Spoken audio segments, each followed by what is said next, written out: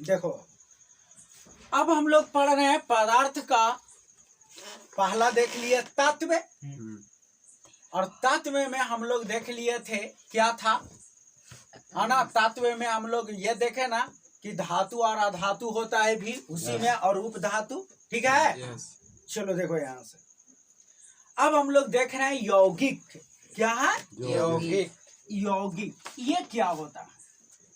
ठीक है, ये भी शुद्ध पदार्थ है, लेकिन ऐसा शुद्ध पदार्थ है जिससे दो या अधिक एक पदार्थों को एक निश्चित अनुपात में, भार के विचार से एक निश्चित अनुपात में मिलाने से यौगिक बनता है।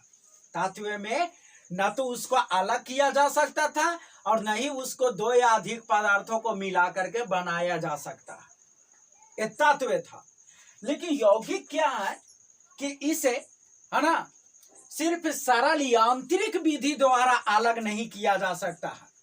दो या दो से अधिक पदार्थों में यांत्रिक विधि द्वारा, जैसे मान लीजिए जल है, सुनो ध्यान से, ठीक है ना, जल है। अब कोई सोचेगा कि ये जल है तो हम क्या करें, चलनी से चाल देंगे तो हाइड्रोजन अलग हो जाएगा, ऑक्सीजन अलग हो जाएगा। ऐसा संभव है क्या? नहीं। ऐसा होगा क्या? यांत्रिक विधि, सूप से फटक करके हम अलग कर लेंगे, होगा क्या? नहीं ना होगा। मतलब यांत्रिक विधि द्वारा, यांत्रिक का मतलब कोई यंत्र हम लोगों की यहाँ रहता है ना, एक पदार्थों को अलग अलग करने की विधि है कि नहीं? है ना। तो ऐसा नहीं हो सकता, सरल यांत्रिक विधि द्वारा अलग नहीं कर सकते हैं, ठीक है। हाँ, रासायनिक विधि द्वारा अलग किया जा सकता है। कैसे? देखो, हाइड्रोजन और ऑक्सीजन ये जब है ना मिलता है तो क्या बनता है? जल बन गया। और इस जल को, ठीक है ना, और इस जल को इसमें फिर से जब विद्युत धारा प्रवाहित किया जाता है तो यह पुनः जो है हाइड्रोजन और ऑक्सीजन में क्या हो जाएगा? अलग हो जाता है, टूट जाता है। तो ये अलग हो गया ना।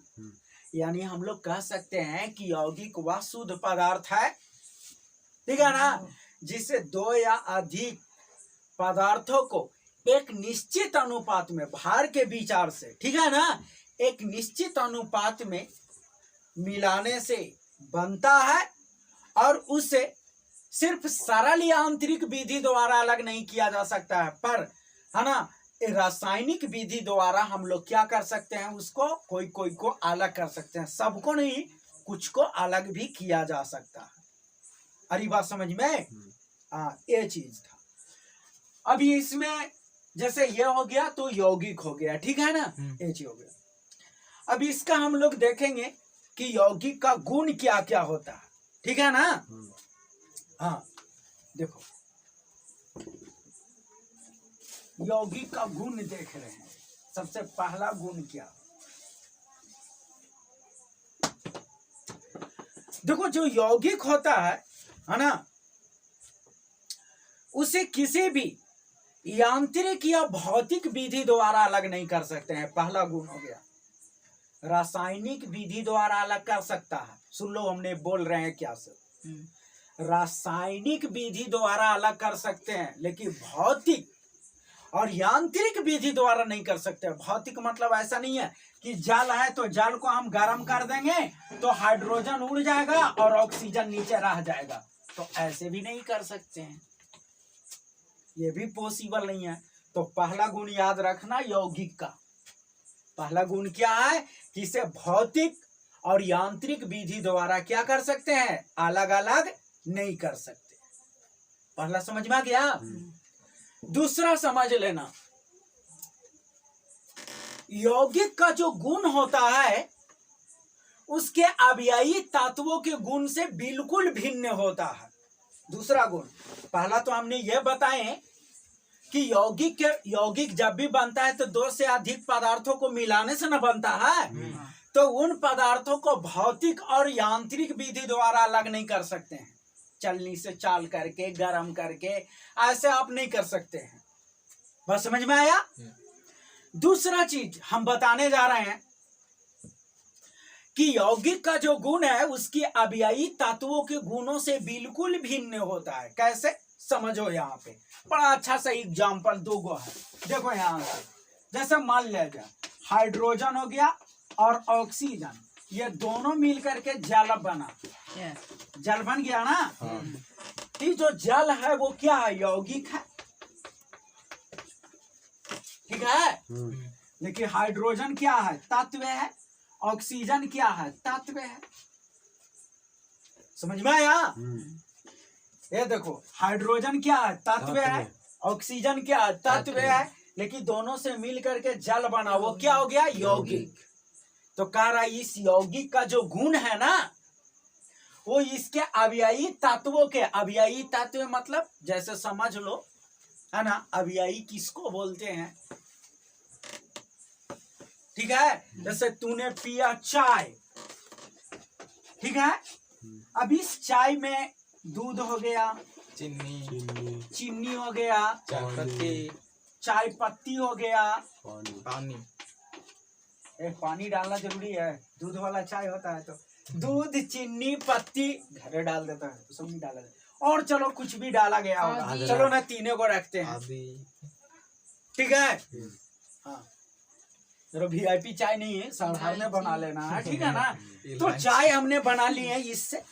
तो चाय जो हो गया, ये तो चाय कहलाया, लेकिन इसको में दूध, चीनी, पत्ती, ये सब जो हुआ, इस चाय का ये अभियायी पदार्थ हो गया। अभियायी मतलब इन्हीं पदार्थों से मिल करके बना है, जिसका हम एक नाम रखे, चाय। समझ में आया? तो जो जल बना है, यहाँ पे जो जल बन गया, वो जल का अभियायी तत्व कौन कौन है, तो एक हाइड्रोजन है और दूसरा क्या है, ऑक्सीजन। क्या है, ऑक्सीजन। समझ में आया? अभियायी तत्व समझ रहा ना, यानी जिन जिन पदार्थों से मिल करके बना हुआ है, जो पदार्थों से मिल करके बना हुआ है, ठीक है, एच हो गया। अभी समझ लो।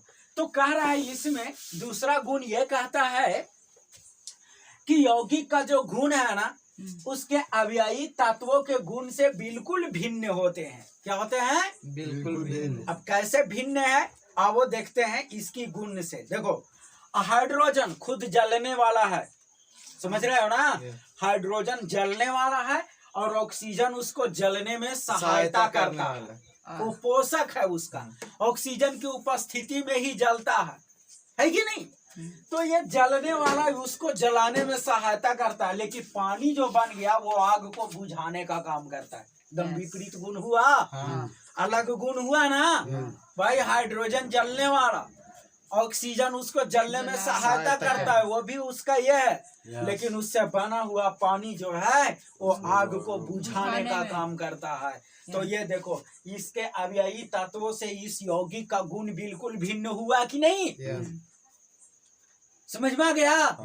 दूसरा एक और एग्जाम्पल लेते हैं, बहुत अच्छा सा वही है। जैसे मान लीजिए कार्बन और ऑक्सीजन मिल करके क्या बनता है, कार्बन डाइऑक्साइड बन गया। देखो, ये यौगिक हो गया है कि नहीं, कार्बन डाइऑक्साइड। देखो, कार्बन तत्व है, ऑक्सीजन ये भी क्या है, तत्व है ना।